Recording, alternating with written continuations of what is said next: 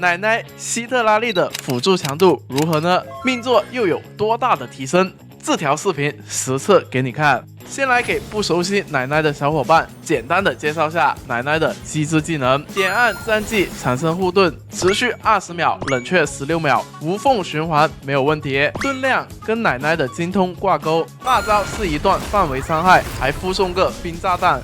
但奶奶大招主要作用是为了加夜魂值，奶奶夜魂值超过50就会在周围形成风暴，这就是奶奶后台挂冰的机制，每秒消耗8点的夜魂值，直至夜魂值消耗完风暴才停止。一个战技加24点夜魂值，一个大招也是加24点夜魂值，触发冻结或者融化反应加16点夜魂值，每8秒一次。也就是说，实战中只需要释放战技和大招就可以打出这个风暴，持续挂冰了。为了保证循环不断大，最好是带个充能杀，或者是使用祭礼残章，而且祭礼残章还是个精通属性的武器，可以说是非常的适合奶奶了。这样直接2个战技就可以持续挂冰了。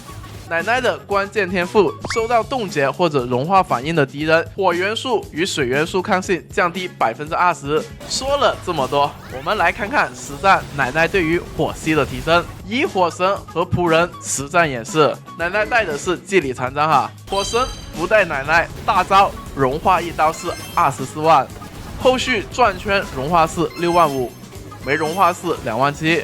上奶奶，火神一刀融化32万，后续一转融化8万，没融化3万6。仆人一个战技加专武的生命之气，不带奶奶融化4万9，不融化2万。上奶奶，仆人融化6万8，没融化2万8。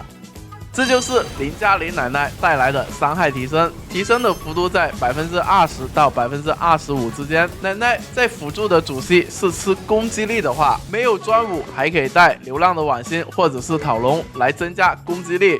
看完了火系，我们来看到水系，有请纳维莱特。纳维莱特不带奶奶一喷1万5，带上奶奶一喷2万3。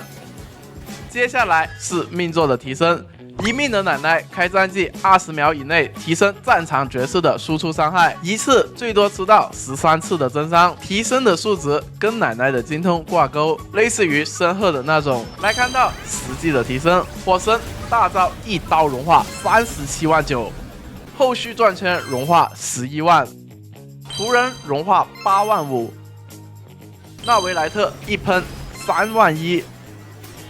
2命的奶奶精通加125，在护盾下的队友加250精通，2命还可以给队友上盾带萌新用。此外，进一步的降低了水火双抗20%，算上天赋的20%，一共就可以减抗40%。实际的伤害提升，火神大招一刀融化54万9，后续转圈融化16万8，仆人融化12万5。龙王一喷3万5，3命战绩加3级，主要提升的是护盾量。4命释放战绩后，额外多一个1800精通倍率的冰元素伤害，回复16点夜魂值和8点能量。5命大招等级加3级，提升的是大招伤害。6命开盾就有风暴，一直持续挂冰，不受夜魂值的影响。然后消耗夜魂值还可以给全队加火元素和水元素的伤害，上限是40点夜魂值。来看到实际的伤害提升，火神大招后续转圈，仆人融化，龙王一喷。奶奶的命座，强度党玩家抽到2命就可以停了，2命对于火系的提升是最大的，后面的命座性价比就比较低了，不是XP或者氪老完全没有必要。最后做个总结，希特拉利泛用性没有钟离强，但是提供的增益会更高，尤其是对于火系更有优势，后续的命座提升也会带来更多的增伤能力。专武不如命座提升的大，建议优先抽到2命奶奶，再考虑专武。虽然奶奶最适合的队伍肯定是进火神的队，组成纳塔战舰，但是奶奶进龙仆的队伍也能带来很不错的提升。结束。